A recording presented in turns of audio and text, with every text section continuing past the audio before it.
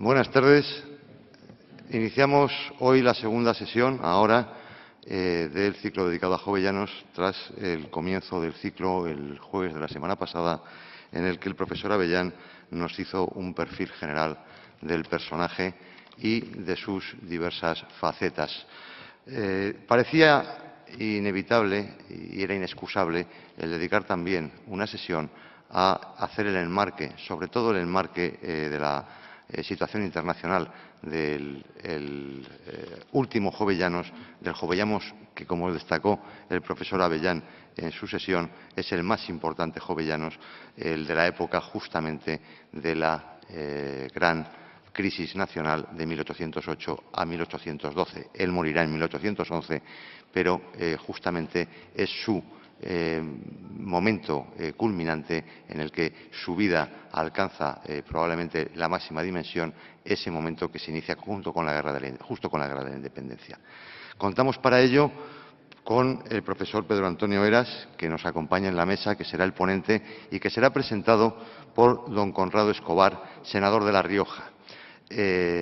Senador hasta esta legislatura que acaba de concluir y que viene muy a cuento en gran medida su presencia, porque también en esta sala, en los retratos que la adornan, encontramos a un ilustre riojano, don Salustiano Olózaga, que allí está, que justamente fue el segundo presidente del Ateneo de Madrid y el hombre que llevó adelante y sacó adelante en 1835 la iniciativa de la recuperación del Ateneo, que desde entonces se ha mantenido ininterrumpidamente los últimos 176 años.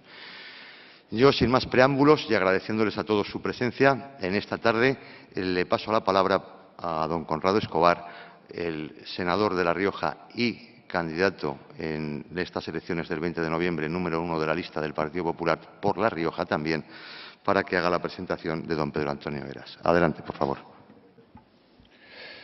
Muchas gracias. Después de estas amables palabras del presidente del Centro Riojano, de Pedro, y cuando a un político se le pone un micrófono delante, eso puede ser peligrosísimo, ¿no? Y más cuando ha venido precedido de que es candidato a las elecciones, eso es doblemente peligroso. Pero no teman ustedes, porque yo me voy a ajustar al papel que ahora me corresponde, que es ejercer de modesto introductor del conferenciante que hoy nos va a hablar sobre ni más ni menos que la política exterior en la época de Jovellanos. Pero permítame que antes de introducir al conferenciante, pues llame la atención sobre algo que a mí personalmente me ha sorprendido muy gratamente, ¿no? Sobre esta institución, el Ateneo de Madrid, y mucho más cuando es un riojano, uno de los precursores, uno de los primeros presidentes y uno de los impulsores, en definitiva, de esta institución. Yo creo que este Ateneo, y a la vista está que hoy es testigo de hasta qué punto responde al pluralismo político en España. Y yo creo que eso es un enorme valor que corresponde potenciar, como hoy vamos a hacer, ¿no? Hay una conferencia sobre la crisis y aquí vamos a hablar ni más ni menos que de la figura de Jovellanos. Entrando ya en harina, Pedro Antonio Heras Caballero nace, es conveniente, se puede decir el año, ¿no, Pedro? No pasa nada. Nace en el año, se debe, en el año 1948, y me lo ha recalcado, que lo mencionara, no nace en la provincia de Córdoba y concretamente en Peñarroya, Pueblo Nuevo, provincia de Córdoba. En un momento de globalización, pues conviene de vez en cuando recordar también el origen.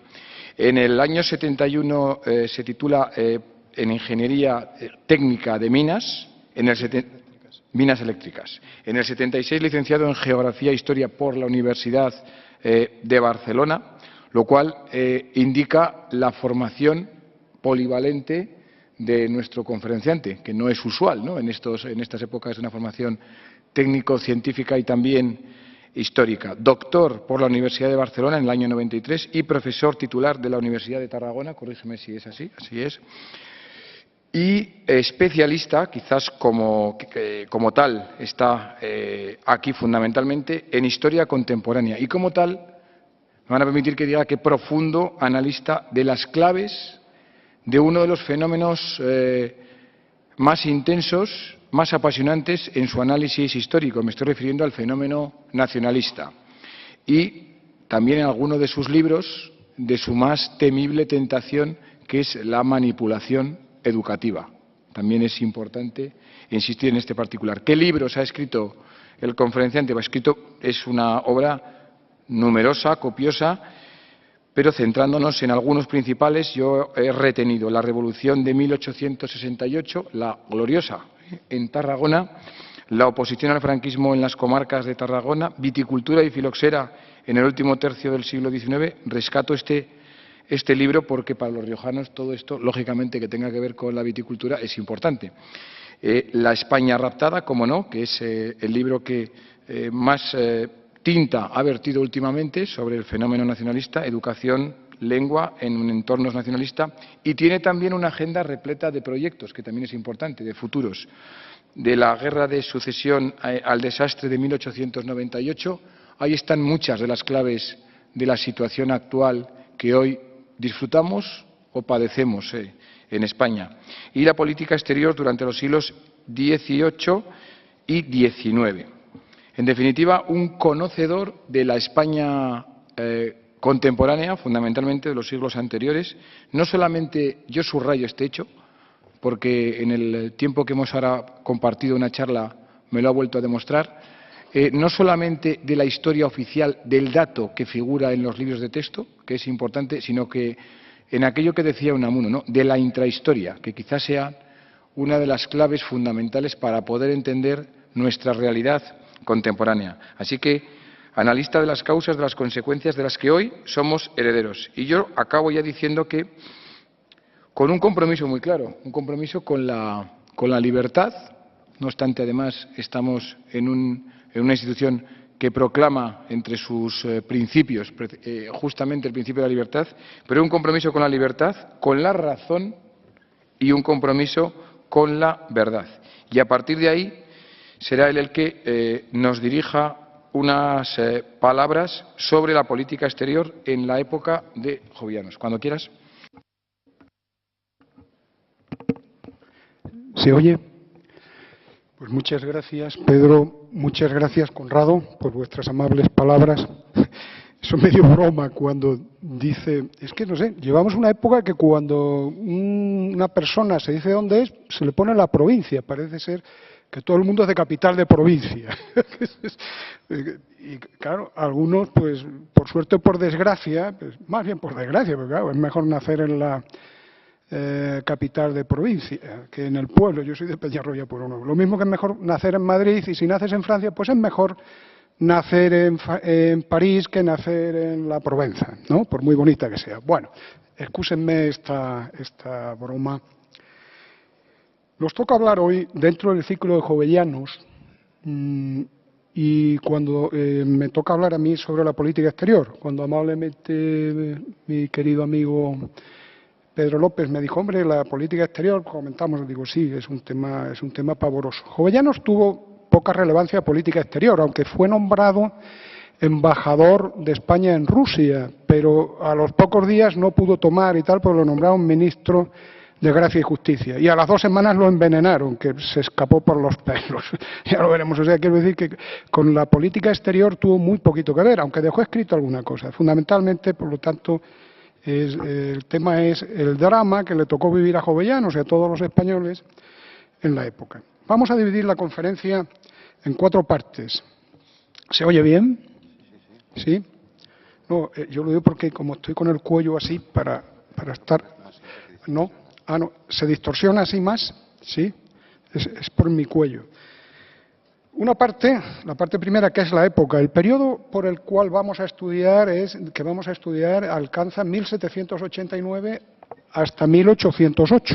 1789 es el año de la Revolución Francesa. 1808 es el año de la invasión napoleónica ya declarada, pura y dura, y la rebelión del pueblo español, porque hasta entonces había sido subrepticia y cubierta diplomáticamente, y por lo tanto ese es el periodo de nuestra conferencia. Veremos una segunda parte que analizaremos teóricamente lo que son los intereses del Estado, el interés de Estado, los intereses nacionales y los intereses dinásticos, para ver cómo esto se relacionó en España y en qué medida la crisis pavorosa que sufrió España, el Imperio Español, nos llevó a la hecatombe de 1808. Un tercer apartado será España y las reformas ilustradas que se habían realizado fundamentalmente en el reinado de Carlos III y en el de Carlos IV, que internamente se siguieron realizando reformas. Ver si teníamos o no potencial España y su imperio y el reformismo ilustrado para progresar con orden y concierto, como quería Jovellanos, de forma suave, tranquila, pudiéndonos evitar los marasmos, los enfrentamientos, los radicalismos, ¿no? Y otro cuarto apartado, que es analizar lo que son verdades de hecho, claro, porque todo lo que hemos hablado antes, que son los procesos de enfrentamiento políticos, militares, con potencias extranjeras, Francia e Inglaterra, de 1789 a 1808. Me pareció que una época tan densa, si no la articulaba así, pues me iba a quedar o de forma parcial, sin tocar temas o tocarlos de tema superficial. De todas maneras, cuando acabemos ya veremos si lo he conseguido.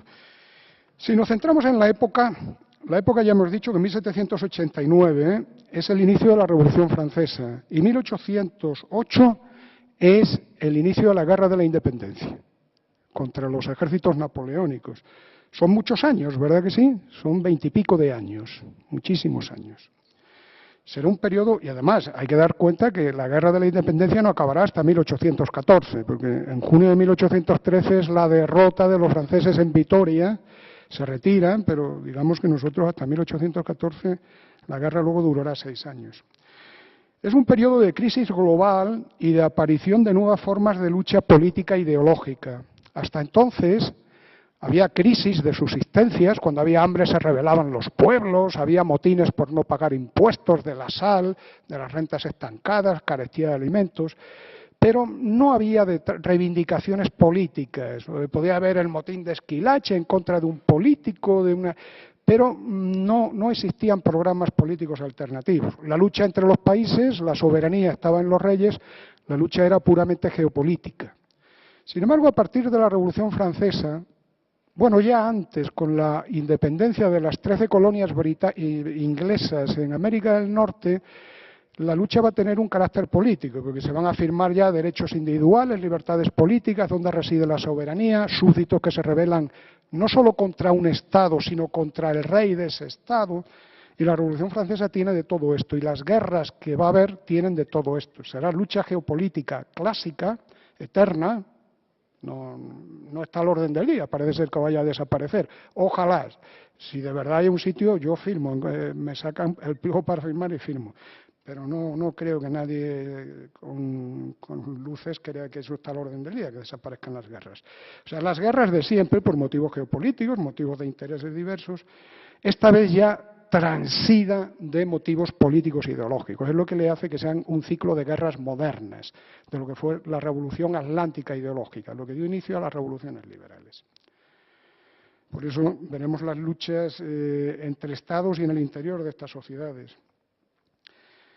Tenemos que ver que España, curiosamente, pasará del poder de Carlos III. Cuando Carlos III deja el poder, teníamos la armada de guerra, teníamos nuestra fuerza naval, era la mayor de nuestra historia. Nuestros marinos, los oficiales, eran los más formados, los más cosmopolitas.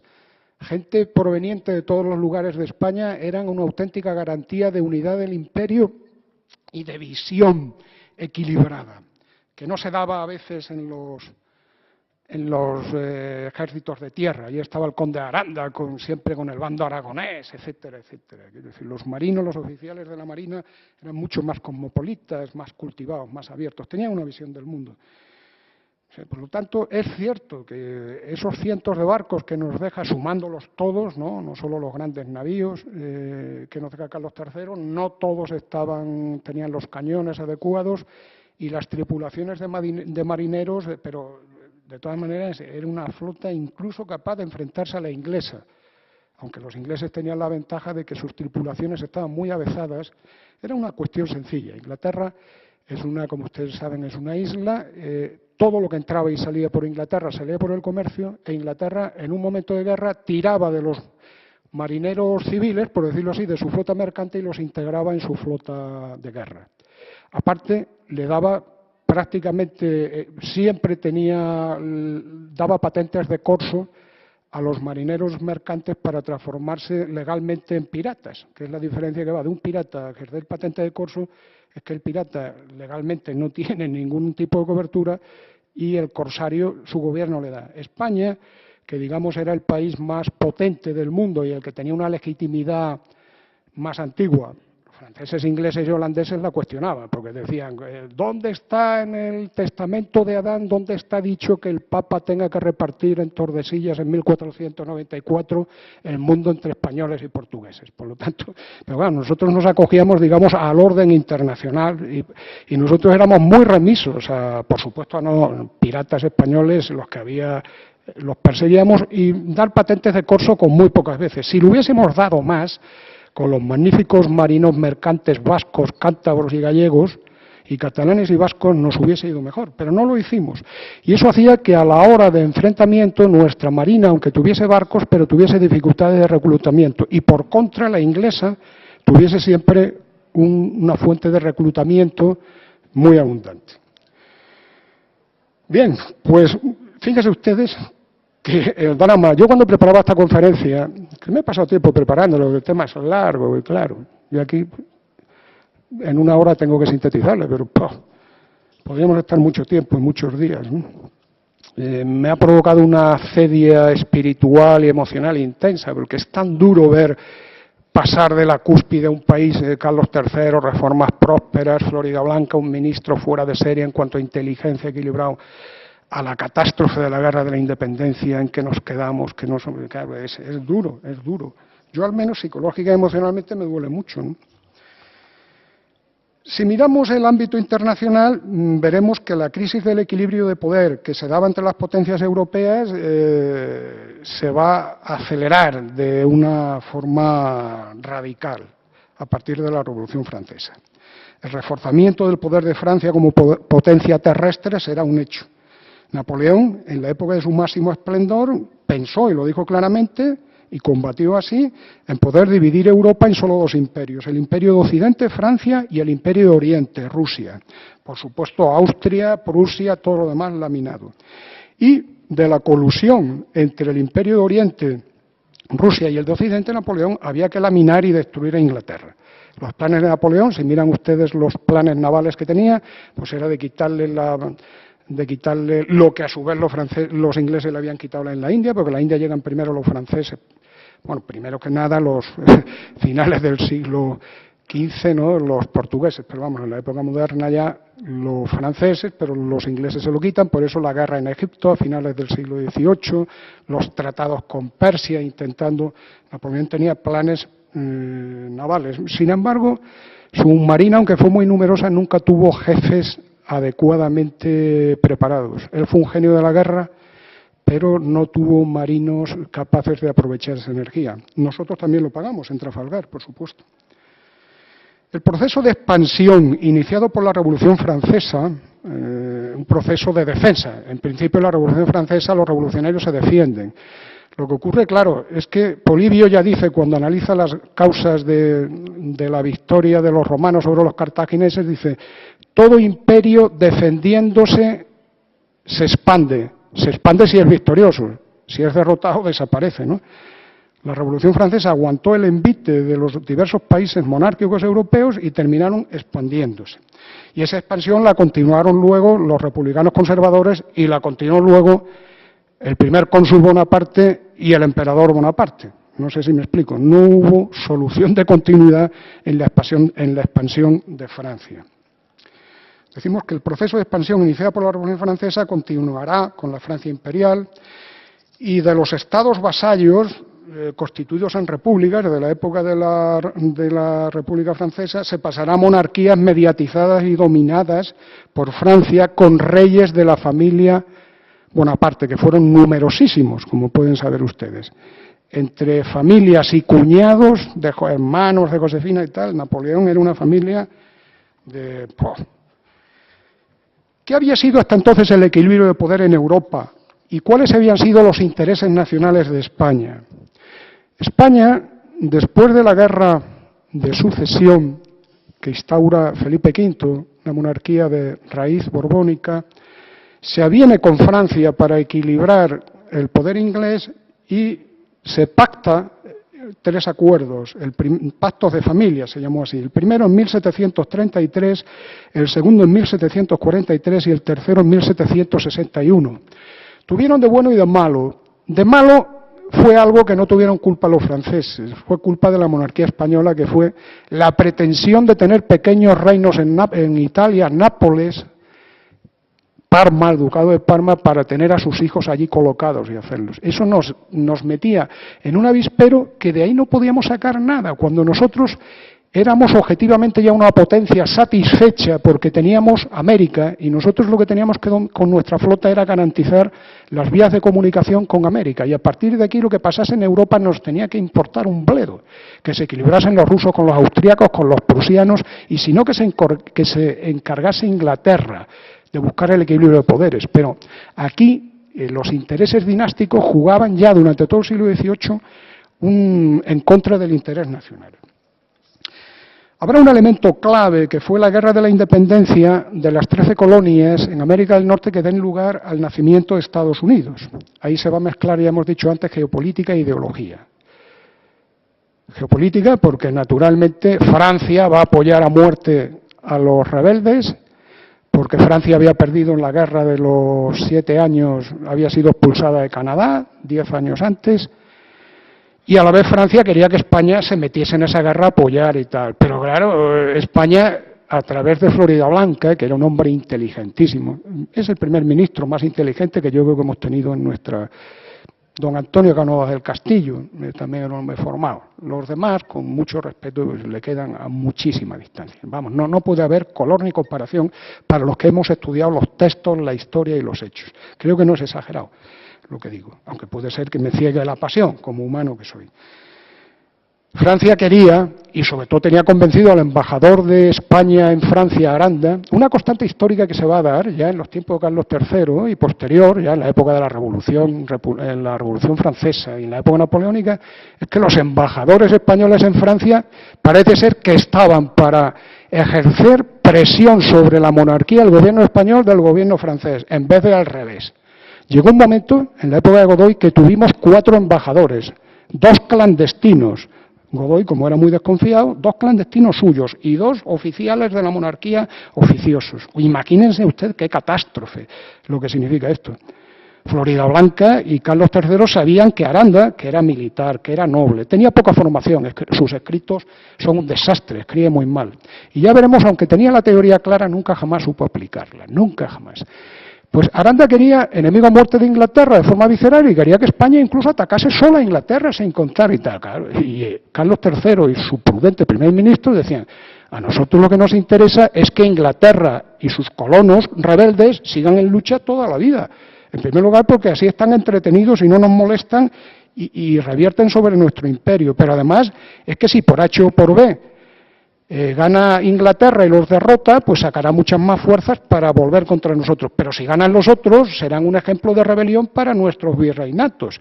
Por lo tanto, nosotros armémonos, hagamos reformas, potenciemos el comercio, hagamos una gran flota, pero de entrar en la guerra nada. Al final se entra, pero se entra bien, se entra ya tarde, se entra bien, pero no hubo más remedio. Ustedes saben de que conservar la independencia y no, para ser independiente hay que tener mucho poder, ¿no es así? Es como a veces para ser un pecador, hay que estar muy fuerte, ¿no? Pues igual, para conservar la independencia, un poder político ha de tener mucho poder. Si ustedes leen a Tucídides el diálogo de la isla, los Melios o la isla de Melos, cuando llegan los atenienses le dice, te vienes con nosotros, y nosotros, pobrecitos, somos neutrales, los laconios o los espartanos no se meten con nosotros, sí, ya se meterán en cuanto puedan, porque no, en cuanto ganen y tal, y si no nosotros, o unos u otros, que no, los mataron y los esclavizaron a todos. O sea, ser independiente requiere tener mucha fuerza, mucha independencia, muchísima. Y por lo tanto nosotros entramos en esa guerra. Eso dio lugar a la creación de Estados Unidos, que en 1783 Aranda mande un discurso al rey. Durante años se pensó que era falso, pero es auténtico, es auténtico. Además ya se publicó, ya se publicó, en 1820 ya estaba publicado. en el cual le decía que era bueno que los virreinatos españoles, el Imperio americano, se dividiesen en las familias de los infantes para que de esa forma y tal. Floridablanca, a través de su política y sobre todo de la instrucción reservada, se oponía. A veces en política, una idea en política la coge uno y decir, ¿es correcta o es incorrecta? Es decir, alto aquí, vamos a ver en qué momento se dijo y en el momento de la aplicación qué consecuencias tenía, qué derivadas tenía, ¿no es eso? Tenía unos enunciados y a partir de aquí generaba un enunciado a partir de unas causas y qué derivadas llevaba después. Era obvio que el proyecto de Aranda en 1783 era innecesario, prematuro y era hacerle el juego gordo a Francia, que es lo que Aranda fue siempre, sin quererlo, fue un hombre honrado, tal igual, pero fue siempre un seguidista de Francia, no tenía claro los intereses españoles. Ya luego veremos algunos detalles escalofriantes. Ese mismo plan, en 1804, cuando Godoy ya estaba queriendo ser rey de España, y si no de Portugal, rey de España, y si no tal igual, y convencer a Carlos IV para que fuese monarca de España e India y tal igual, pues ese era un plan que podía ser relativamente correcto, porque podía, ante la presión napoleónica, refugiarnos. O sea, por eso los planes hay que verlos cada uno en su momento. Pero no es lo mismo 1783 que 1804, 1806 y 1807, que es cuando se vuelven a dar los planes de división de los virreinatos americanos y poner a su cabeza infantes españoles. No es lo mismo. Por eso, las dos visiones se enfrentan. Repito, Floridablanca, yo les recomiendo vivamente que lean la instrucción reservada, se encuentra en Internet, porque es el modelo de lo que puede ser la definición de los intereses de Estado de un país imperial, que era el país que tenía el mayor imperio del mundo, en lo que son política internacional, políticas internas, políticas emocionales, religiosas, culturales, reformas de caminos, todo, una visión global, proteica, en definitiva, de una sociedad y de una sociedad imperial. Y lo que es la fijación más clara del interés nacional de España que hay en un texto histórico, en mi modesto entender. O sea, lo digo, siempre conservando Aranda, una de las anécdotas de Aranda. Yo no soy forofo de Floridablanca y enemigo de Aranda. Yo no soy forofo de nada ni enemigo de nadie. Procuro perdonarme mis pecados, que es lo que más me cuesta y punto. Bastante tengo, no critico a nadie. Les digo esto para que no me vean que aunque soy un hombre apasionado y a veces puedo parecer vehemente, pero es forma, digamos, pero no se corresponde a mi mente, a mi espíritu. Pero claro, cuando yo critico a Aranda, ustedes saben lo que hizo el conde Aranda, el que presumía de que era militar, valiente, con bastantes heridas, y político, que conjugaba los dos saberes, el saber militar y el saber político. Pues en 1783, cuando se firma el Tratado de París, por el cual Estados Unidos sale a la luz pública, las 13 colonias se hacen independientes, Inglaterra está dispuesto a devolver a España Gibraltar, pero a cambio pide la isla de Guadalupe, que como saben ustedes es una de las islas de Barlovento. Y Aranda lo cuenta además, que se tiró pensando toda una mañana y toda una tarde y no aceptó, porque si los franceses la isla de Guadalupe estaba en poder de los franceses, ya les puede dar ustedes al servicio de quien estaba Aranda, estaba en poder de Francia, porque si los ingleses hubieran hecho con la isla de Guadalupe hubieran amenazado las posesiones españolas. Dos cosas. Una, los ingleses conquistaron islas, es cierto, en el Caribe, pero territorio firme no conquistaron nunca nada. Ni en España ni en América. Fueron derrotados, ya lo veremos dónde se metían. ¿Por qué? Porque ya veremos que el imperio español tenía mucha densidad. Y por densidad, la fuerza de un imperio no solo son los cañones y los soldados. Es la cultura, la lengua, la religión, la forma de entender, los vínculos sentimentales, emocionales, todo eso. Y en cuanto a Gibraltar, es obvio que si Gibraltar está en manos españolas, los 3 distritos navales, el del Ferrol, el de Cádiz y el de Cartagena, los hubiésemos tenido en un puño y la unión de nuestra flota hubiese sido cuestión de días, unificarla, con lo cual no hubiésemos tenido problemas con Baleares y nos hubiésemos olvidado por completo del Mediterráneo occidental.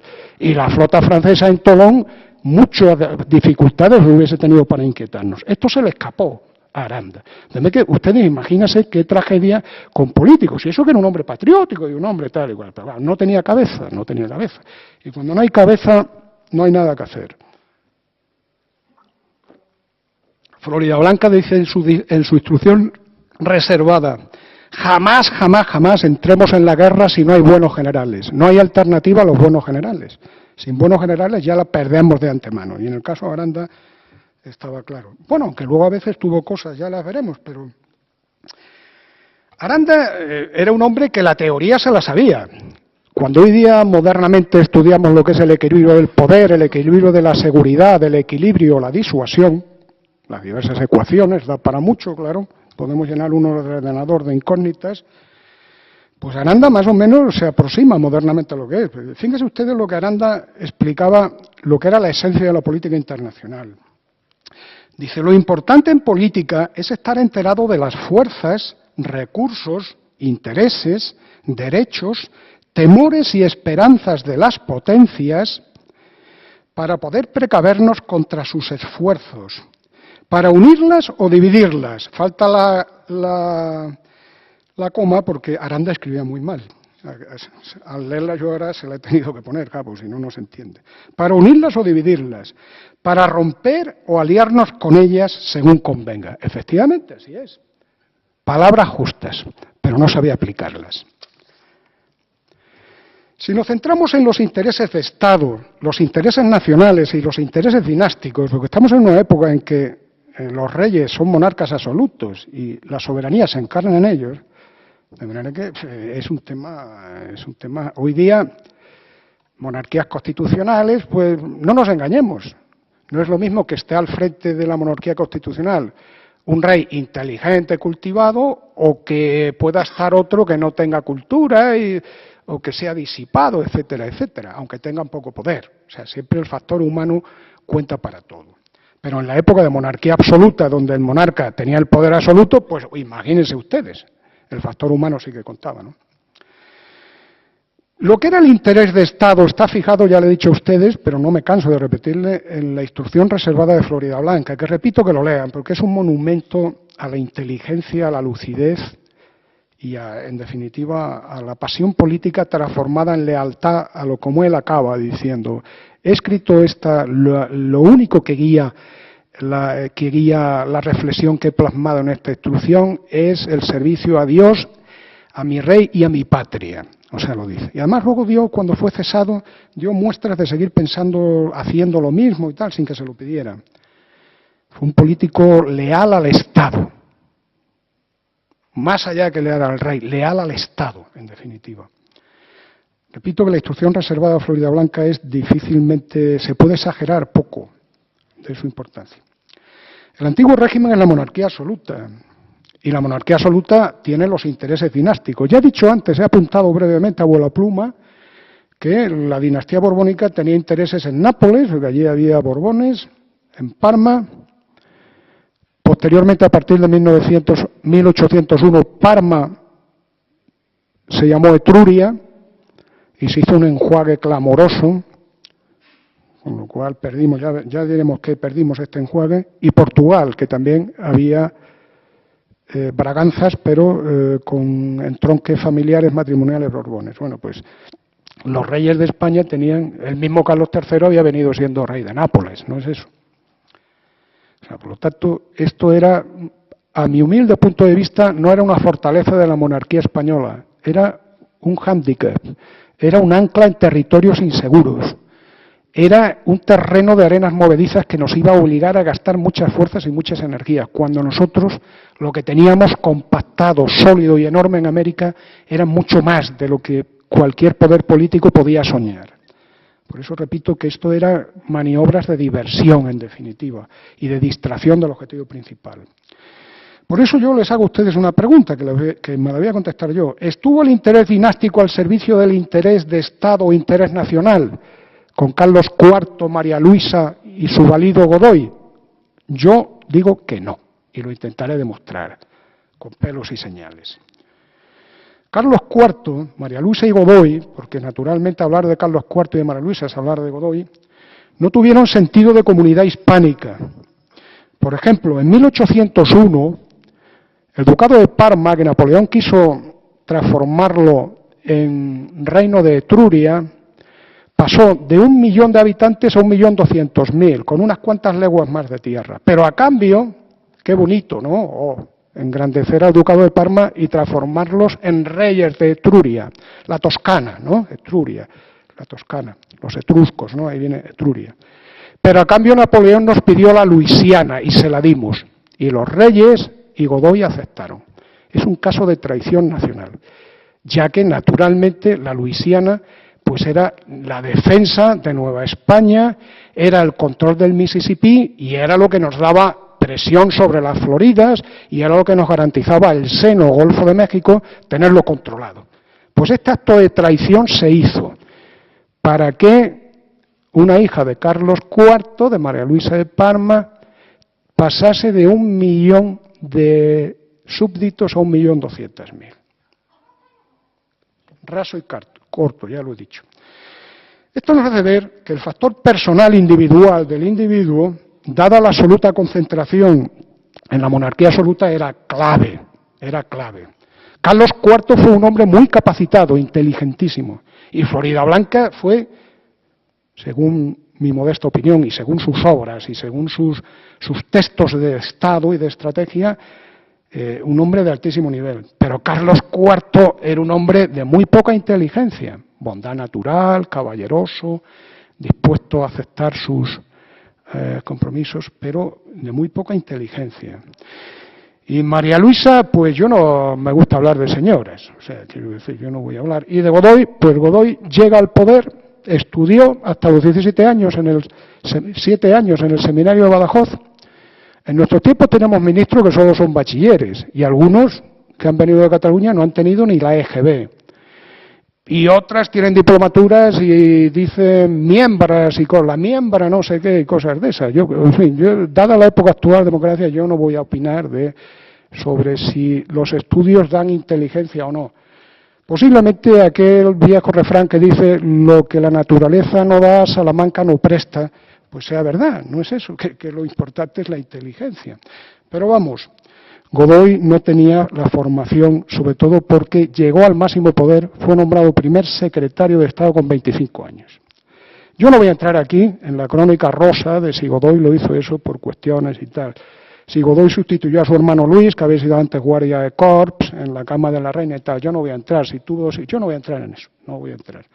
Por cierto, Godoy vivimos una época en que se le intenta exonerar, digamos, más que bajo la historia, bajo la etiqueta de prensa del corazón. Porque como fue un hombre que a los 41 años se tuvo que ir de España vilipendiado y tal, y pasó de tener un poder omnímodo, porque era el único después del rey que tenía permiso para moverse por Madrid con coche de 6 caballos, o mulas, el único, y tal, pues pasó luego a vivir mal y terminó pobre, con 85 años, abandonado por su segunda mujer, que había sido su amante, Pepita Tudo. Entonces, claro, a partir de aquí, el drama del personaje da para mucho, claro, para la intrahistoria personal.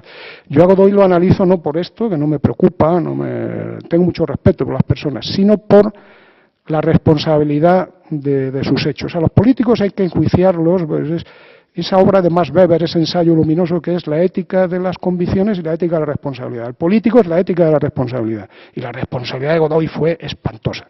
Y sus memorias son mentirosas, son falaces. Él hizo los apuntes, pero luego se los redactó otro. Porque Godoy también escribía bastante mal. Bastante grandilocuentemente, pero bastante mal. Se lo redactó otro. Pero son falaces, son mentirosas. Miente mucho, oculta. Intenta justificarse continuamente. Entonces, los personajes son estos. Godoy no tenía preparación, porque no lo había estudiado, y tenía una extrema juventud. Ahora, claro, haber estudiado. Menos años había estudiado en Salamanca el bachiller Hernán Cortés. Y fíjese usted la que montó, y fíjese usted las cartas de relación de conquista que escribe para justificar la traición que ha hecho, ¿no? Y poder dar por bueno, ¿no? Menudo tío, perdón. O sea, digamos que la juventud, o sea, por eso repito que no, pongo también lo claro y lo oscuro, ¿no? No me gusta ser unilateral.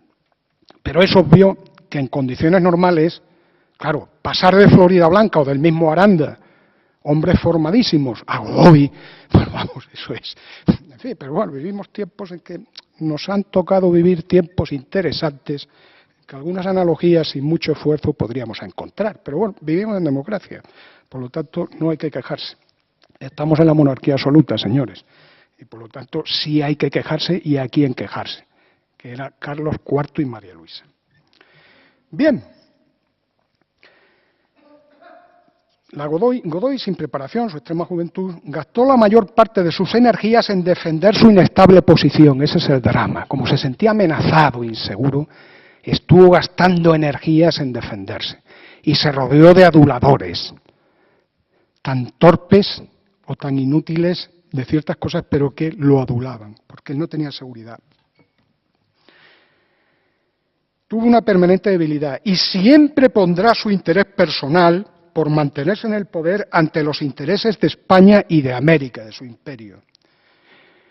Antes, cuando era más joven, cuando ya empezaba a ser mayor por el miedo que le tuvo al hijo de Carlos IV, Fernando VII, y su mujer, que eran enemigos declarados de Rajoy, que fue ya cuando se entregó con armas y bagajes al emperador. Leeré luego una carta que le escribió, para que vean ustedes la dignidad del primer secretario del gobierno de España, de Godoy. Los reyes siempre lo apoyarán, siempre, incluso en la época que lo sustituyeron durante 2 años. Y por lo tanto se harán responsables y cómplices de su política de cesión y traición. Así hay que decirlo. En España, si analizamos las reformas ilustradas de Carlos III a Carlos IV, vemos que en España fueron reformas de mucho calado, de mucho éxito. Ya antes he dicho que si esas reformas, si no hubiese habido Revolución Francesa, en España posiblemente nos hubiésemos podido evitar los horrores de la Guerra de la Independencia, los horrores del ciclo de guerras civiles del siglo XIX, porque podíamos haber llegado a una sociedad moderna, a una sociedad equilibrada, donde el orden estamental se hubiese ido diluyendo y reduciendo y hubiera ido surgiendo un orden burgués, donde el mérito sea por el trabajo, el esfuerzo y demás, no por el nacimiento, que era el orden estamental, y podíamos, porque las bases ya estaban sentadas, y la ideología de Carlos III, de sus ministros, de Pedro Rodríguez Campomanes, etcétera, de Jovellanos, de todos, eran hombres de gran clarividencia. Pero no fue así. El choque de la Revolución Francesa nos quebró. Y volvimos al todo o nada, o el blanco o negro. Pero de Carlos III a Carlos IV había campo para que las reformas exitosas siguiesen profundizándose y extendiendo. En América el éxito estaba más asegurado todavía, porque la cuestión comercial, base del progreso y del poder español para mantener el equilibrio oceánico y continental en Europa, a partir de 1778, cuando Carlos III concede libertad de comercio de todos los puertos peninsulares con América, porque hasta entonces comerciaban unos cuantos, pero el monopolio histórico estaba en Cádiz. Eso no significa que vascos, catalanes o gallegos no pudieran comerciar con América. Eso es un agravio inventado, falso, de los nacionalistas. Podían. Lo que debían era ir a registrarse a Cádiz. Es más, de hecho, cuando a la Casa de Contratación estaba en Sevilla, ya estaban los consulados de comercio de vascos, catalanes, Casa de Comercio. No, es que no nos dejan comerciar con América. No, porque era un problema fiscal. La monarquía quería tener un control de quién iba, quién venía y control de lo que iba y venía en el aspecto fiscal. A partir de 1778 esto se acaba. Todos los puertos podrán comerciar con América. Y el esplendor económico es potente por toda la periferia española. Y en América también. Por lo tanto, las reformas eran exitosas. España tenía que haber seguido buscando un acomodo entre los bloques de Francia e Inglaterra, teniendo en cuenta que Francia era la potencia de tierra e Inglaterra la potencia marítima. Floridablanca lo explica bien. Jamás de los jamases ponernos a favor de Francia y de Inglaterra para que una o la otra quiebre su hegemonía y sea destruida. Porque la que gane nos obligará, hará de nosotros unos siervos. La alianza con Francia, cuidado, porque Francia no nos quiere como aliada, nos quiere como sierva y vasalla.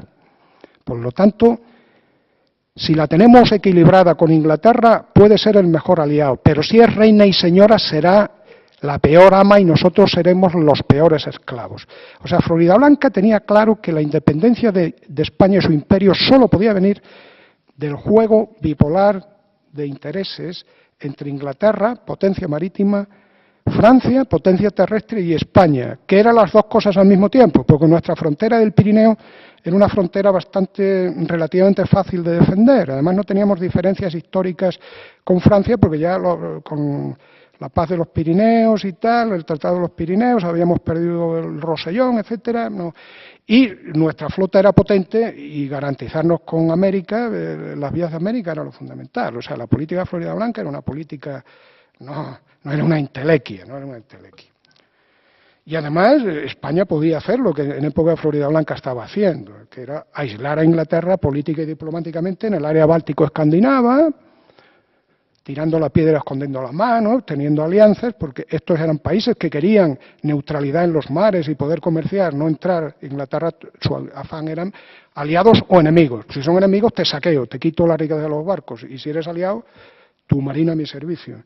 Y en el Mediterráneo oriental, pues también era fácil de equilibrarlo, o sea, con un tipo de alianzas con Turquía, etcétera. O sea que, pero vamos, esto por demás, no era lo sustantivo. Pero la Revolución Francesa quebró los equilibrios. América era el centro de gravedad de nuestro poder. Nada se le podía igualar en interés. No, por supuesto, los pequeños reinos en Italia, reinos en poder de la familia Borbón, de los infantes de Borbón de España, que solo servían para colocar a los infantes. Y en América, además, estaba la densidad del poder de España, que no era un poder militar ni de flota, era un poder de civilización, de mezcla de sangres, de religión, de cultura, de que habíamos hecho una red de ciudades inimaginable. Es el imperio que más ciudades hizo en universidades en poco tiempo, y eso generaba unos vínculos muy difíciles de romper, como la historia demostró.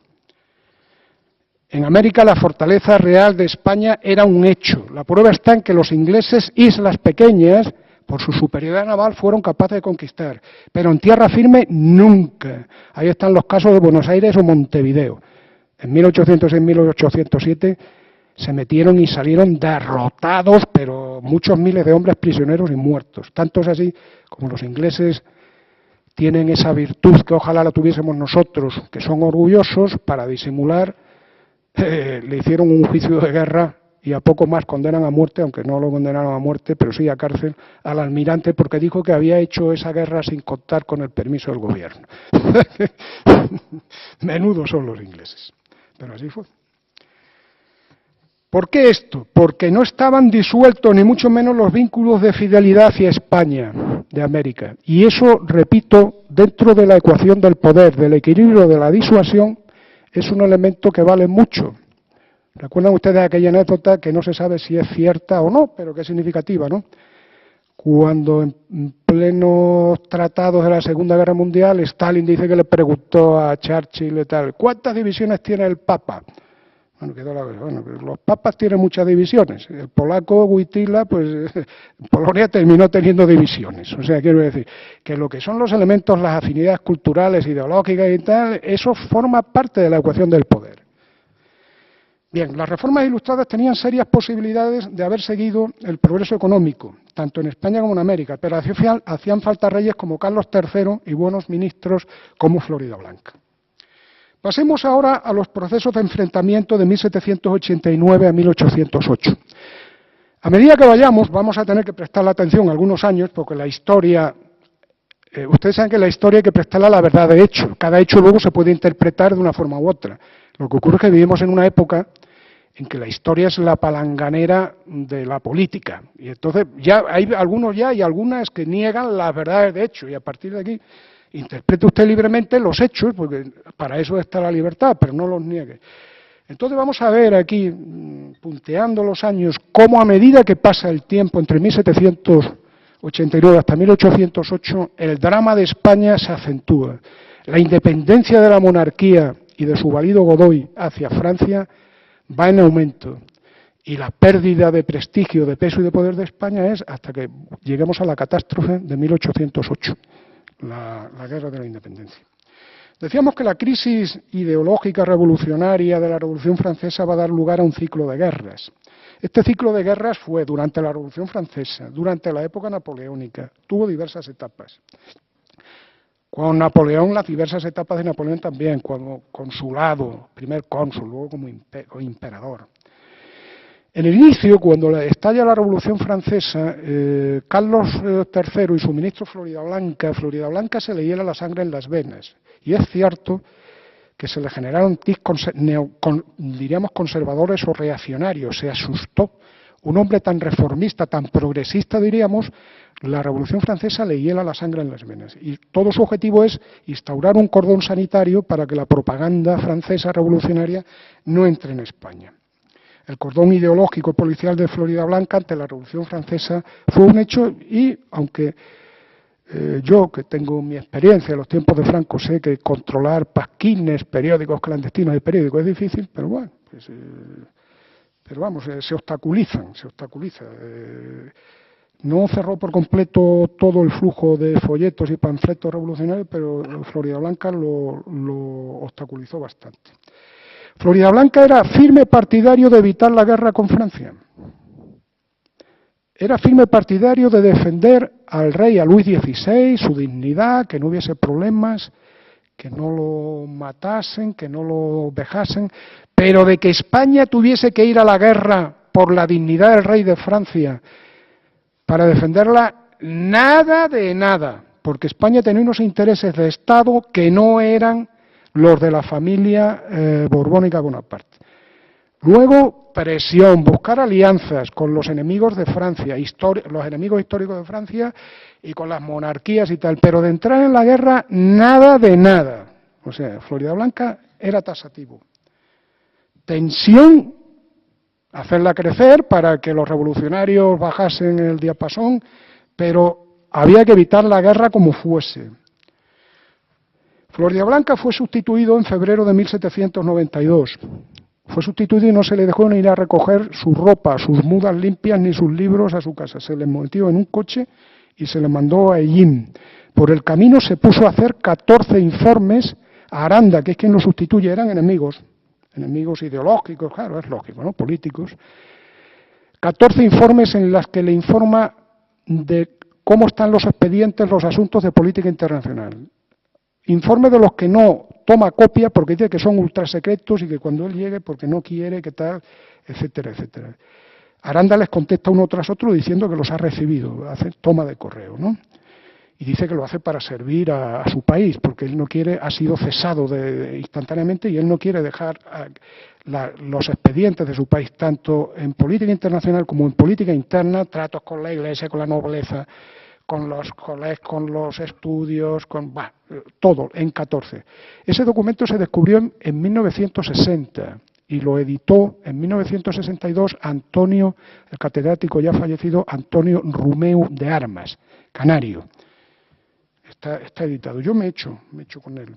Yo cuando di la conferencia en el Centro Riojano el año pasado sobre las diferencias, no conocía este texto, pero me he hecho con él y es un texto importantísimo que da sobre todo. Es continuación, son 5 años más. La Real Instrucción está escrita en 1789 y esto está escrito en marzo de 1792. No es eso. Por lo tanto, han pasado 5 años, pero la política de Floridablanca, Revolución Francesa y tal, la política de Floridablanca en el aspecto internacional es inamovible. Sigue aplicando las mismas directrices. Y sobre todo es un documento estremecedor por la lealtad hacia el Estado y hacia los intereses de España que demuestra Floridablanca. Yo soy de los que opinan Floridablanca, que estuvo viviendo hasta 1808, el mes de junio. Vivió en una celda, estuvo en la cárcel, pero luego lo liberaron y tal. Lo acusaron falsamente a Aranda y después de que se había apropiado de dinero. Era falso, era un hombre soltero, no tenía. Era enemigo a muerte de María Luisa porque le criticaba sus devaneos y sus amoríos. Y María Luisa de Parma, la mujer de Carlos IV, la princesa, lo odiaba, claro, porque sabía que los agentes de Floridablanca se enteraban de todas sus aventuras. Floridablanca estuvo viviendo muchos años hasta que en 1808 se viene a Aranjuez para ser presidente, ya un anciano con 80 años de la Junta Suprema con la Guerra de la Independencia, que va a morir 6 meses más tarde. Estuve viviendo en un convento de franciscanos, en una celda de franciscanos en Murcia, y estuve dedicado a hacer regadíos, diseñar obras donde el terremoto ha habido ahora, en Lorca, en Murcia, en Totana, por su tierra, porque era murciano. Yo tengo la certeza que este hombre que vio la catástrofe, estuvo 20 años, como quien dice, apartado del poder, y vio la catástrofe con lo que sabía, con lo que conocía, que lo tenía todo en la mano, que tuvo que dejar multitud de documentos, con mucho cuidado para que los espías de Godoy no se lo pillasen, y que eso tiene que estar en algún convento franciscano, en algún archivo de la orden franciscana. Porque los frailes sí que saben guardar las cosas, los frailes y las monjas, seguro que tiene que estar. También que lanzo la idea a ver si alguien con ganas lo busca, porque eso sí que podía ser un campanazo.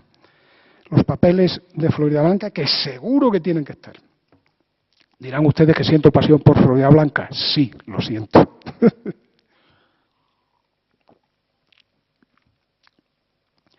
Bien. Aranda, que era mucho más conciliador con Francia, porque Aranda era amigo de Voltaire, había sido amigo de los ilustrados y con Francia no quería y tal, la primera medida que hace es disolver la Superintendencia General de Policía que había creído Floridablanca de cara a la Revolución Francesa. Fue rendición preventiva, ¿le suena eso? O sea, quiero decir esto, no, hombre, no, vamos aquí, que no pasa nada. Se disuelve la Superintendencia General de Policía. Buen golpe.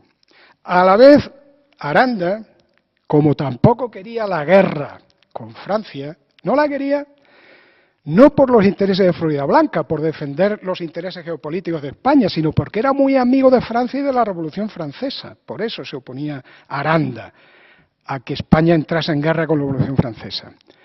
Pero Carlos IV estaba muy preocupado por la suerte del rey Luis XVI y puso ya 5 meses, Aranda estuvo 5 meses en el poder, lo pasó al Consejo de Estado, Consejo Asesor, y nombra a Godoy, con 25 años, primer ministro. Y comienza ya el mecanismo para declarar la guerra a Francia. Aranda, que se oponía a la guerra, dijo con lucidez, en esta guerra, si se va a declarar, España puede perder, pero no ganar. Daba por hecho de que si ganaba no iba a sacar nada en claro, porque España no tenía nada que reivindicar a Francia. Pero si perdía, Francia nos podía hacer mucho daño, podía reivindicarnos. Por lo tanto, él dice que no. Y pensaba que Carlos IV entraba en la guerra porque tenía seguro el ganarle la guerra a Francia, ya que a él no le cabía en la cabeza, por levantar el trono francés, no pondría en riesgo el suyo. Parece lógica, sí, ¿no es eso? Que España no debía entrar en guerra por salvarle, en su momento, ya estaba la cabeza, por desgracia, decapitada de Luis XVI, había cometido el asesinato político del rey francés. Y no soy yo partidario de guillotina, ya se ponen ustedes, de ninguna, no soy partidario, o sea, quiero decir, fue un crimen de Estado, pero bueno, en aquella época los revolucionarios franceses hicieron. Falleció muy radical, era Ricardos, pero era muy listo, muy preparado. Era un genio de la guerra, pero a una altura insuperable. Que estuvo de hecho, cuando estuvo vivo, España le ganaba la guerra por Cataluña, se combatió en territorio francés. Por efecto, Aragón era difícil, porque los Pirineos, y en las Vascongadas los franceses avanzaron, en una primera época avanzamos nosotros, luego avanzaron ellos, y los guipuzcoanos, hubo élites guipuzcoanas que colaboraron con los franceses. No así los vizcaínos ni los alaveses, que fueron leales a la monarquía española. Pero junteros guipuzcoanos fueron colaboradores. Luego, cuando se firmó la paz de Basilea en 1795, hubo un tratado para decir que se habían ido a Francia con ellos, que podían volver a España, a Guipúzcoa, y que no sus daños y tal, ¿no? Pero, en fin, ya hay un puntito ahí, un punto de tener en cuenta. Hay una que no es anécdota, fue el sitio de Tolón. Tolón, la base naval francesa de Tolón, la más importante del Mediterráneo, entonces y ahora, ¿no? Donde están los buques nucleares, todo. En Francia, en territorio metropolitano, no digo de Argelia o no digo de Bizarta, no digo de las colonias luego, digo de cuando Francia no tenía colonias en el norte de África. Pues allí se hicieron fuertes los monárquicos y por lo tanto pidieron ayuda al ejército español y al ejército inglés, que mandaron la flota. Napoleón, que era el jefe de la artillería francesa, un joven oficial, se cubrió de gloria, muy inteligente. Cuando Wellington dijo aquello, dice, este bandido mueve los cañones como pistolas, ¿no? Dice, mueve los cañones como pistolas. O sea, era un oficial de la artillería fuera de serie, en todo lo que tocaba. Menos en la guerra del mar, que no la entendía ni la entendió nunca. Y, por supuesto, allí los ingleses, su objetivo descarado, ¿saben ustedes cuál era? Hundir la flota francesa que se quemó en el puerto y, si podían, hundir a la flota española también, para quedarse sin problemas en el Mediterráneo occidental. ¿Entienden ustedes lo que se estaba jugando en esa guerra? Haciendo el panolis. Pues los ingleses, cuidado, y eso que lo sabían los franceses, los republicanos franceses, inundando octavillas, diciendo, cuidado españoles, que os han comido Gibraltar y en cuanto pueda os comen Cádiz. Evidentemente, ¿cuántas veces intentaron en estos años desembarcar en Cádiz los ingleses? Claro, menuda, porque Cádiz, como ustedes saben, es muy fácil de tomar y de defender, ¿no? Porque es un istmo, las puertas de tierra y tal. Les digo a ustedes esto para que un ciego vería lo que se estaba jugando en esta guerra y como nuestros intereses no están ni mucho menos defendidos, todo lo contrario. Aranda, en marzo de 1794, como estaba en el Consejo de Estado y era general, y era un militar de prestigio, elaboró un informe recomendando que no se entrase, que la guerra se saliese, que no se continuase, diciendo además que no había que tenerle miedo, que nos viniésemos de las conquistas que en Francia, que los franceses no podían pasar los trenes de artillería por el Pirineo, terminaron pasándolo porque conquistaron Figueras, pero bueno, y demás. Pero es tan torpe, don Pedro de Bolea, conde de Aranda, es tan torpe, que saben ustedes, en vez de decir con los argumentos que diría Floridablanca, porque es una guerra que solo nos exponemos a que los ingleses nos estropeen la flota, no solo la francesa, sino la nuestra, porque corremos el riesgo de perder las provincias en las Vascongadas, los guipuzcoanos, porque Francia puede aprovechar, Inglaterra puede aprovechar, nada de esto. Se le ocurre decir que cómo vamos nosotros, que cuando vayamos a luchar, que el ejército francés está formado por hombres amantes de la libertad que se sienten libres y que la libertad es un elixir que enardece a las tropas. Y que, sin embargo, los soldados españoles, que gozan de un aparente patriotismo, merced a las cuestaciones que los frailes y los poderosos de los pueblos les han dado, marchan contentos, pero a medida que se les vaya acabando el dinero para el juego y el vino, y vengan las largas marchas, caminatas propias de los ejércitos que tienen poca épica y poco romanticismo, pues que serán inferiores a los otros. Naturalmente, Carlos IV monta en cólera, estaba delante del rey, Godoy también, y es la escena aquella famosa en que Aranda, que tenía 75 años, dice, le acusan de traidor Godoy, y le dice el rey Callao, dice, mantengo esto se golpea el corazón con la cabeza y con el corazón, y levanta el puño así amenazando a Godoy y tal, ¿no? Y automáticamente lo mandan preso. La torpeza de Aranda era legendaria, incluso cuando llevaba razón. ¿A quién se le ocurre poner? Era cierto que los soldados republicanos franceses luchaban con mucha... Pero no denigres a los de tu propia casa de esa forma tan abyecta. Él, que era militar, ¿se dan ustedes cuenta? Estaba hablando como un panfletista revolucionario francés, no como un alto militar, de los militares de más prestigio que tenía el ejército español.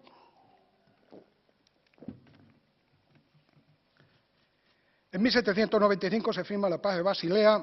Los franceses se quedan con la parte derecha de Santo Domingo, el actual Santo Domingo, la isla de la Española, ellos tenían Haití, y Godoy es ascendido a príncipe de la paz. Buen éxito. Buena paz y buen príncipe. Jovellanos, por aquellas fechas, escribe en su diario, Inglaterra sigue la guerra contra Francia, claro. Nosotros nos hemos salido, pero Inglaterra sigue. Esto quieren los ingleses, arruinar la monarquía francesa y sus recursos. Si lo consiguen, guay de nosotros, sobre quienes volverán después. Pero si triunfará la República Francesa, guay primero de Inglaterra y de nosotros que estaríamos aliados de Inglaterra, ¿no es así? Cuánto mejor fuera tener la paz y estar siempre entre estos dos poderosos enemigos, disfrutando su protección y contrapesando sus fuerzas. ¿Entendéis? ¿Entienden, perdón? La política de Floridablanca, de no comprometerte con uno o con otro porque estás perdido. En 1796, al año siguiente de firmar la paz, se firma un tratado de alianza con Inglaterra en agosto de 1796, que podemos decir abiertamente comienza la sumisión total de Francia e Inglaterra. Y en octubre comienza la guerra con Inglaterra. Y los franceses, la República Francesa, nos piden nuestra flota. Pues claro, Nosotros, nuestra flota era muy apetecible, era una gran flota. Nuestros oficiales eran mejores que los franceses y tan buenos como los ingleses, y eso lo sabían. Y a partir de aquí comenzarán los desastres abiertamente. En 1797 se da la derrota del Cabo San Vicente, en que los ingleses nos derrotan, la armada de la flota del almirante Córdoba. Fue un impacto psicológico emocional que hizo que a partir de entonces fuésemos ya con mucho cuidado ante los ingleses, con miedo. Inglaterra se apodera de Trinidad, pero sin embargo intentan desembarcar en Puerto Rico, pero los echan. Las milicias de Puerto Rico los rechazan. Eso hemos dicho que en tierra firme, Puerto Rico es una isla relativamente grande, en tierra firme los ingleses no podían con los españoles. Nelson será rechazado en Cádiz, intentará conquistar Cádiz, y en Santa Cruz de Tenerife se desembarca y no habrá forma de... Por 3 veces intenta que se rindan y por 3 veces le contesta el jefe del cabildo diciendo todavía tengo fusiles, tengo pólvora y tengo hombres, de manera que de momento no hay nada que hablar. Y por 3, hasta que a la tercera, dice, bueno, adiós. Y perdió un brazo Nelson, perdió un brazo perdió un brazo. El 13 de noviembre de 1797, Jovellanos fue nombrado ministro de Gracia y Justicia, unos días antes de haber sido nombrado para ser embajador en Rusia. No fue a Rusia, fue embajador. Fue nombrado ministro de Gracia y Justicia. Jovellanos escribe en sus diarios, porque está en Gijón, adiós felicidad.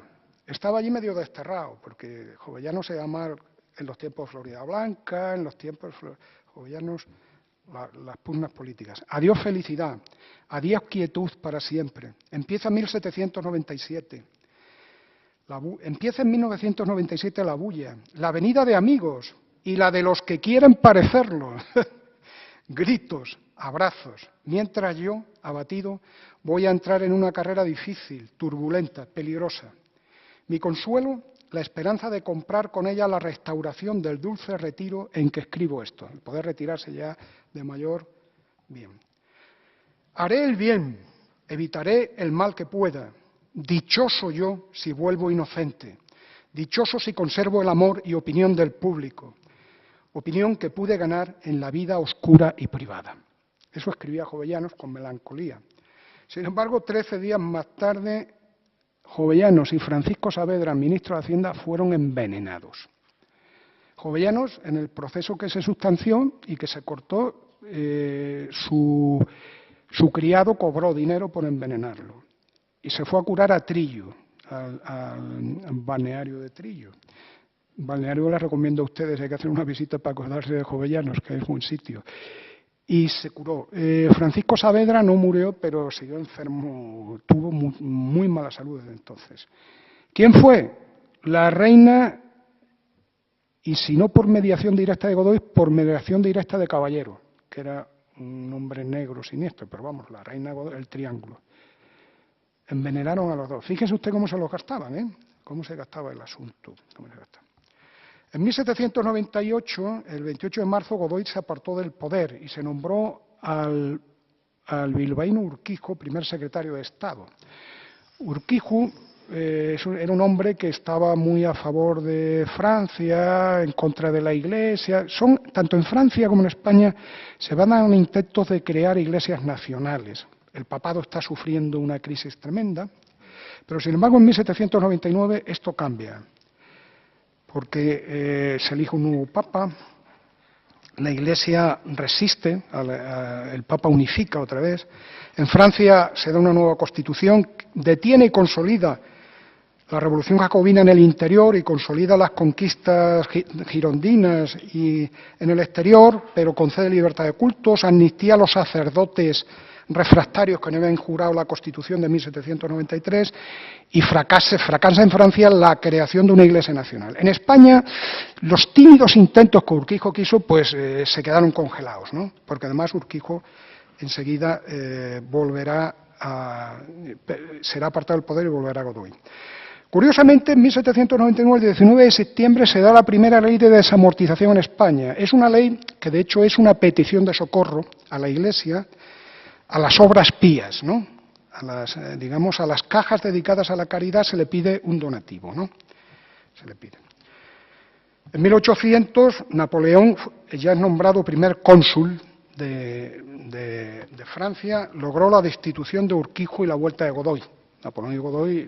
Napoleón se fiaba mucho de Godoy porque sabía lo sinvergüenza, lo débil que era, y un hombre débil y cómo lo podía dominar. Los ingleses harán ataques fallidos sobre el Ferrol y Cádiz, una vez más. Cádiz, para ellos, tenía la misma importancia que Gibraltar. Los ingleses, R que R, volvían. En 1801 habrá un acuerdo de Francia y de España en contra de Portugal, la famosa Guerra de las Naranjas, ¿no?, en que conquistamos Olivenza y tal, pero como contrapartida la flota española fue ya entregada totalmente a Francia. La flota fue a Brest para defender a Francia del desembarco inglés del Canal de la Mancha.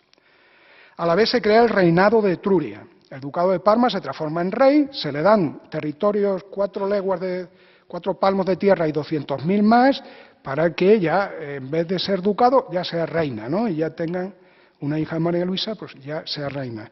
Pero como contrapartida, nos rapiña Napoleón la Luisiana. Menudo negocio, ya lo conté antes, ¿no? Godoy, como vamos de éxito en éxito, es ascendido a generalísimo por el éxito de las guerras de las Naranjas. Aunque en el Tratado de Badajoz fue hábil, engañó un poco a Napoleón, porque Napoleón quería destruir por completo a Portugal. Sin embargo, Carlos IV, con buen criterio, no lo quería, porque nosotros la alianza con Portugal era fundamental. En primer lugar, por alianzas de dinásticas, pero en segundo lugar, porque Brasil y las posesiones españolas en América se podían ayudar de cara a ataques externos o rebeliones internas de indios, de criollos, de esclavos y tal.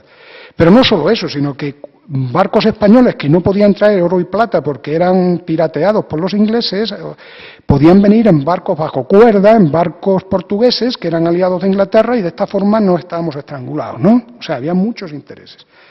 Y por lo tanto Godoy aceleró aquí y el tratado y corrompió a Luciano, le dio dinero al embajador francés Luciano Bonaparte, que era un hombre muy corrupto, y Napoleón montó en cólera, pero ahí Godoy y Carlos IV fueron hábiles. Y les amenazó, les escribió una carta diciendo que como no rectifiquéis ese tratado, habrá sonado la última hora de la monarquía española. Se permite el lujo de amenazar así. Pero Godoy no dio marcha atrás y Napoleón pues era una barbata. ¿Por qué? Porque no tenía tropas en Bayona suficientes, y de no tenerlas dijo que iba a movilizar tropas en Bayona, pero no, porque todas las tenía en Brest y de cara en Boulogne y tal, para defenderse del posible desembarco inglés, porque tenía que luchar en 2 frentes. En el frente Teatro de Operaciones Centroeuropeo, siempre con la latencia de Prusia, de Austria y de Rusia, y a la izquierda pues tenía que ocupar Dinamarca, tenía que ocupar Holanda frente a los ingleses, y por lo tanto no tenía tropas concentradas en Bayona para amenazarnos. En 1802 se va a dar la tregua, no una paz hecho, va a ser una tregua entre Inglaterra y Francia. A cambio nosotros recuperamos Menorca, pero Trinidad siguió en poder de los ingleses. Esa paz, esa tregua más que entre Inglaterra y Francia, hace que los ingleses nos den Menorca, que la tenían ocupada, pero no nos darán Trinidad.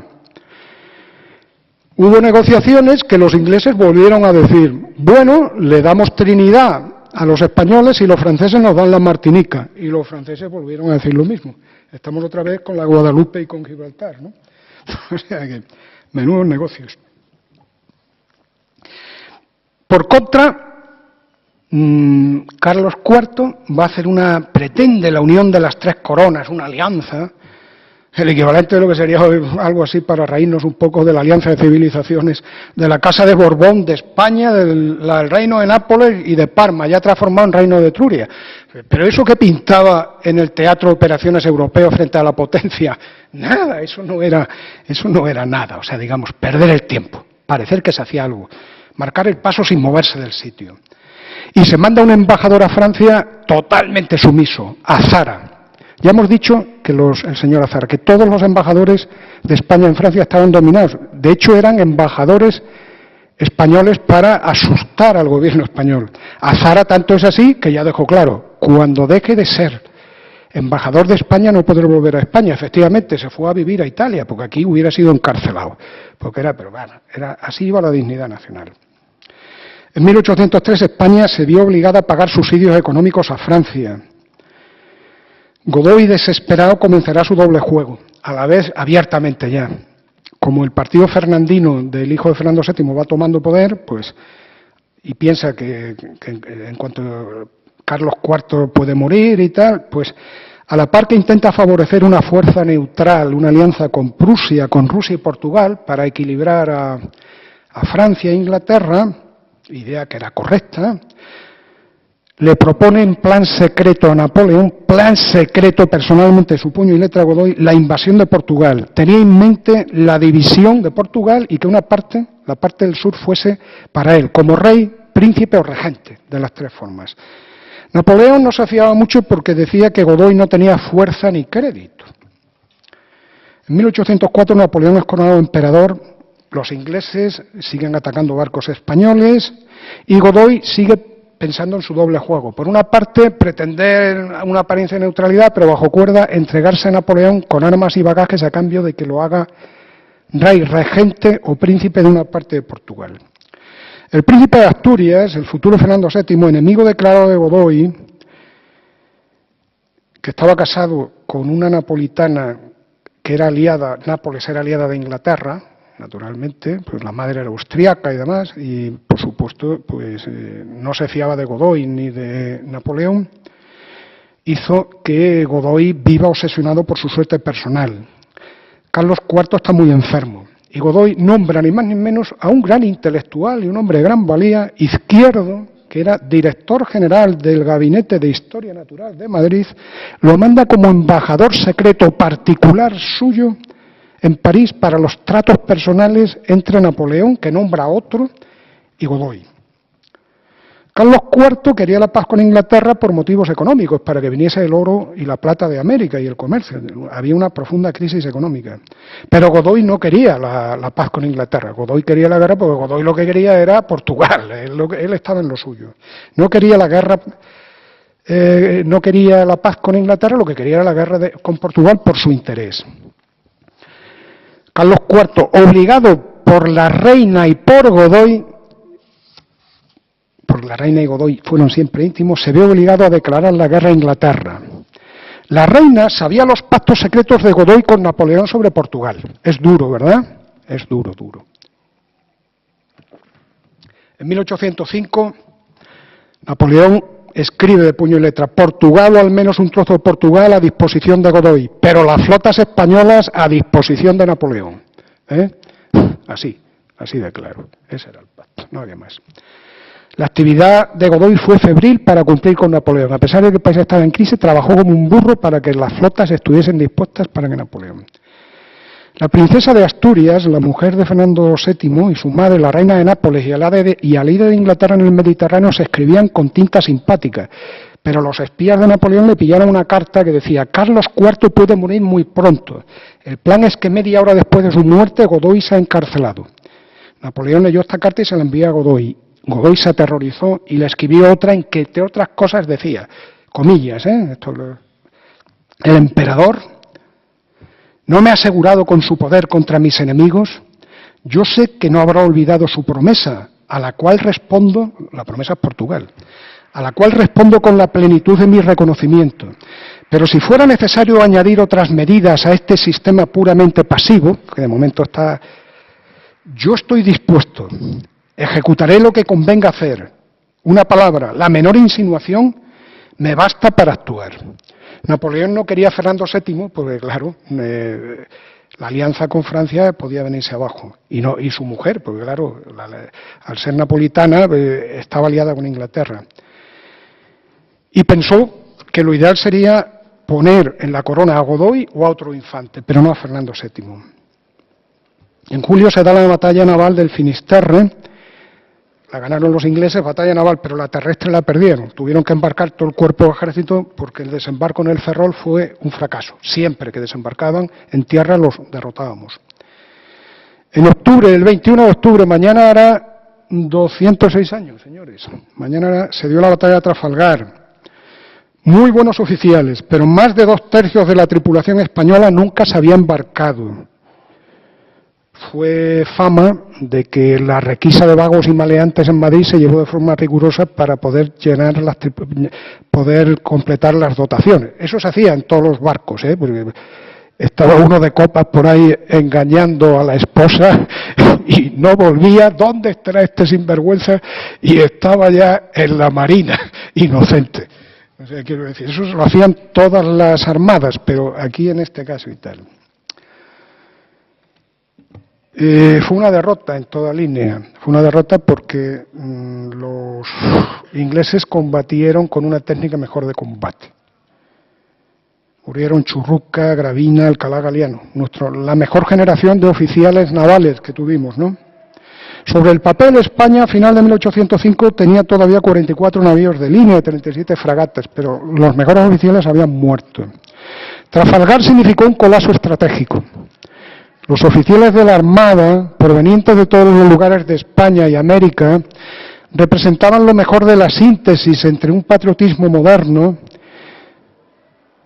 una síntesis de una nobleza de la virtud y una meritocracia de la nobleza. En una época de sociedad estamental eso era fundamental. Representaban un valor difícil de exagerar en la conservación del imperio, y eso lo perdimos. Eran los más cosmopolitas. El combate se dio de forma apresurada y con una técnica naval atrasada con respecto a la que empleaba Nelson. En el ínterin fallece la mujer de Fernando VII y Godoy y Napoleón se quitan un problema, porque ya la alianza con Nápoles y la presión de Nápoles sobre tal queda ahí tal.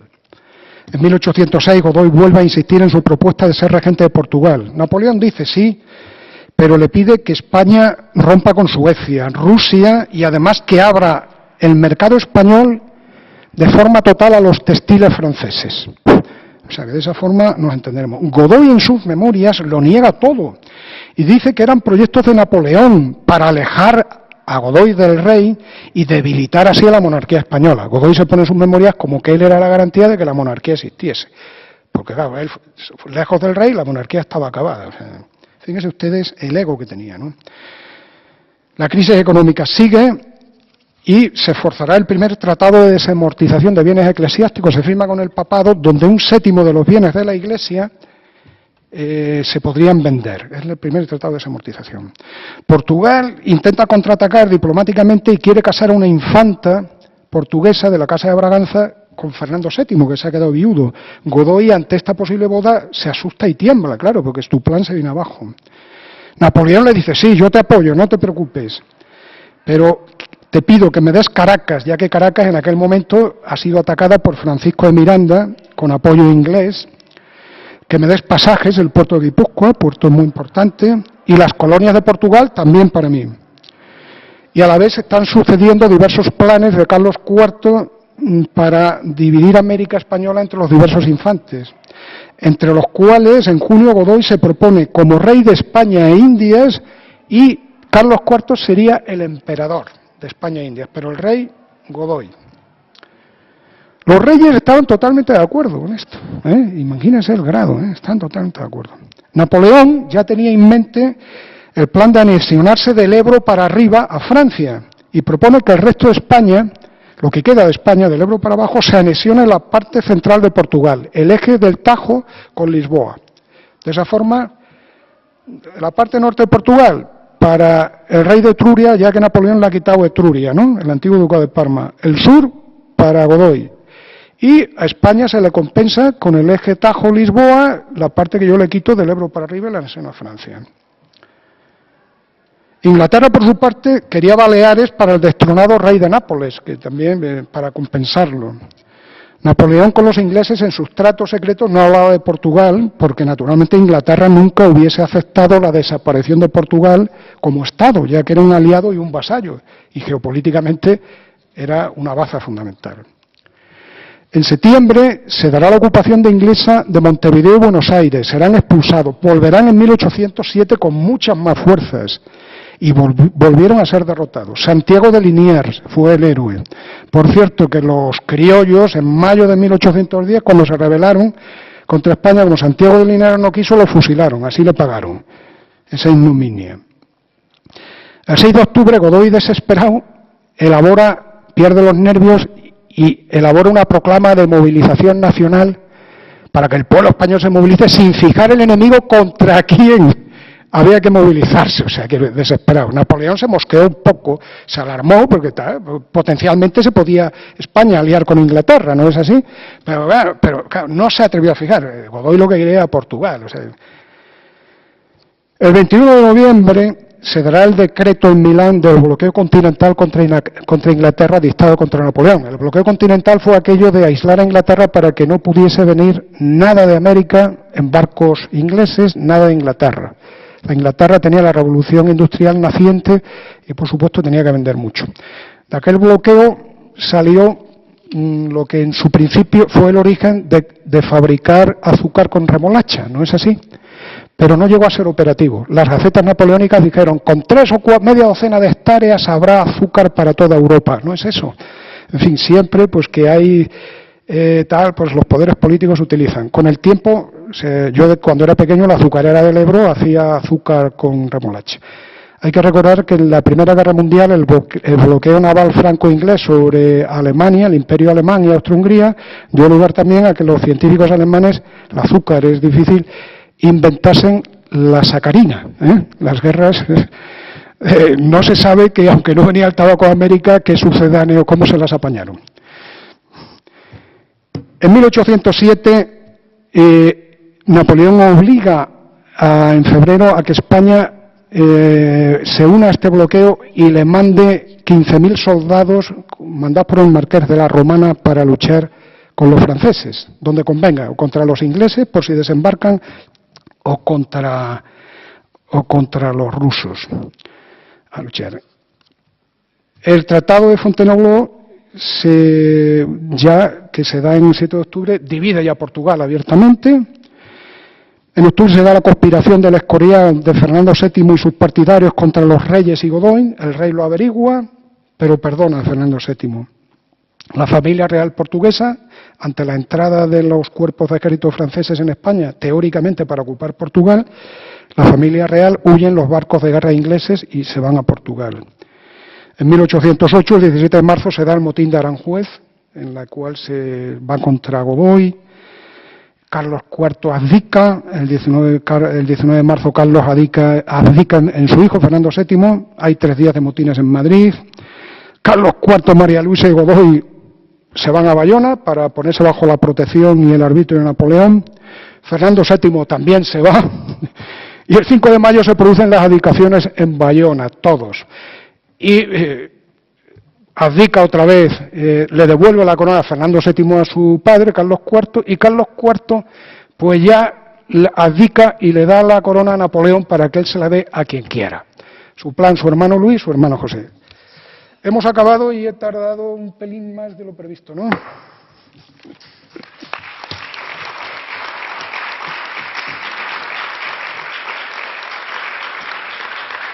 Tema complicado de todas formas porque efectivamente la gran crisis que salta en 1808, como hemos visto, tiene unos claros antecedentes y tiene también, que también en eso es de agradecer las explicaciones que nos ha dado Pedro Antonio Heras, en las líneas de política y estrategia política que sigue España en esos momentos que abren probablemente la gran crisis de la modernidad, que es el final del siglo XVIII y del siglo XIX. Yo quisiera abrir un turno de debate y hay una cosa que sí quisiera, y si me permiten, utilizar el privilegio de ser el presidente de la sesión, preguntarle en primer lugar, que es cómo precisamente Jovellanos y Floridablanca van a coincidir en 1808 en la oposición a la invasión francesa. A Floridablanca ya nadie lo quiere, pero su incorporación al bando patriota sublevado, qué duda cabe que le da una respetabilidad que Daoiz, Velarde, Ruiz y los héroes del 2 de mayo pues quizás no lo hubieran podido otorgar.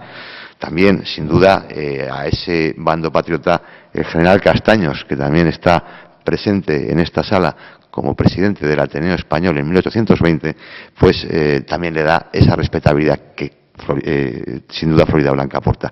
Pero Jovellanos es todavía, hay un punto más, porque Jovellanos le ofrecen ser ministro del Interior José Bonaparte, a través de amigos muy directos. El 7 de julio, sí, todavía no se ha dado la batalla de Bailén. Que todavía no se ha dado la batalla de Bailén. Y lo rechaza. y lo rechazan. Van a coincidir. Entonces, ahí hay un problema que es al que yo me gustaría preguntarle a Pedro. Jovellanos, justamente la explicación de alguno de los lances que nos ha ido contando, su intento de envenenamiento, su cese fulminante como ministro de Gracia y Justicia y apartamiento y luego encarcelamiento en Mallorca, tienen que ver quizás, y esa es la pregunta, con una posible tendencia más bien en favor de la alianza británica de Jovellanos frente a una cada vez mayor, como bien nos has explicado, orientación profrancesa de Godoy. Bueno, he entendido perfectamente la pregunta. Jovellanos tuvo una íntima amistad con un lord inglés que era Lord Holland, que era ministrable. Lord Holland pudo ser un espía de élite inglés, como los ingleses saben hacer las cosas, porque Lord Holland no solo era cultivadísimo amigo de Jovellanos de toda la vida, se querían, era más joven que él, sino que Lord Holland, entre sus séquitos, tenía a varios especialistas en historia del derecho constitucional inglés, etcétera, etcétera. En los días de las polémicas de la Junta Suprema, de si cortes sí, cortes no, de julio, agosto, septiembre, octubre de 8 y primavera de tal, Lord Holland, que se fue a Sevilla, se iba con esto, volvía a Gibraltar, volvía. Jovellanos era pro-inglés por lo que había significado la revolución agrícola inglesa, porque Jovellanos sobre todo es un hombre de un pensamiento práctico, es un hombre en que toda la teoría la quiere aplicar, es un ingeniero de la política. Es un ingeniero, es un hombre que sus ideas abstractas las aplica y entonces minas, canales, tal y cual. Jovellanos es un hombre en política muy moderado, no es un radical rabioso, no era ni pro inglés ni pro francés. Su texto este que he leído aquí de la Paz de Basilea lo deja claro. Lo que ocurre es que Jovellanos nunca tuvo. Jovellanos, que trabajó muchísimo, es espantoso las miles de cartas que llegó a contestar, que recibía y contestaba. Soltero, hombre que se dedicó, amigo de sus amigos, vida muy ordenada. Pero Jovellanos fundamentalmente se dedicó siempre, era magistrado, se dedicó al estudio de problemas concretos internos, nunca a los análisis de política internacional. Y es más, de hecho, las responsabilidades que tuvo fueron siempre en reformas internas, nunca en política internacional. Luego, Jovellanos no era pro inglés, ni pro francés. Jovellanos era un español centrado, preocupado, liberal.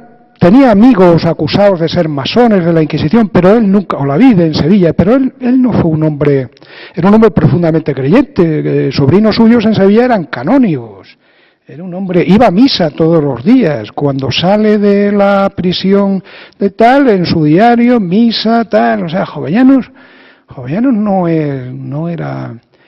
Entonces, Jovellanos, es obvio que en 1808 hay que ser pro-inglés porque de Inglaterra viene la alianza para echar a los franceses. Tengan ustedes en cuenta que Napoleón tuvo en España, llegó a tener hasta 270.000 hombres combatiendo, pero combatiendo de mala forma, repartidos en cada núcleo de población porque tenía que ocupar el territorio, porque las guerrillas no le dan respiro. Los ingleses lo solucionaron con 40.000 soldados bisoños y 27.000 portugueses.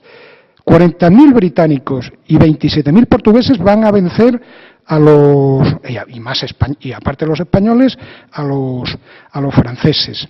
Entonces, el aliado era Inglaterra a partir de la Guerra de la Independencia. Hasta entonces, Jovellanos, la política que sigue es la política internacional, por eso he leído este texto que escribe en su diario, decir, ni con unos ni con otros, que el que gane nos va a machacar. Que nuestro interés es esto. No sé si he contestado a tu pregunta. Pero claro, hemos metido a Lord Holland y no hay papeles. Para mí que Lord Holland era un agente de los servicios secretos ingleses que estaba para colaborar con Jovellanos, ya llevaba tiempo, joven y tal, y el equipo de intelectuales que tenía y tal, porque por supuesto a los gabinetes de gobierno inglés no se le escapaban las tensiones que había entre los ilustrados españoles y las tensiones que iban a vivir los Floridablanca, los Jovellanos, y las que vivían Mazarredo. El mejor marino español era Mazarredo y era afrancesado, ¿entendéis, no? Y le escribe a su íntimo amigo que es Jovellanos. Pero claro, uno es afrancesado y otro no, y el otro dice, no puedo. O sea, esa tensión emocional la sabían los ingleses, y por eso pues cultivaban. Pero eso es esa amistad que viene de antiguo, pero ese ser pro-inglés viene de la alianza ya de la guerra de independencia, no antes, ¿eh?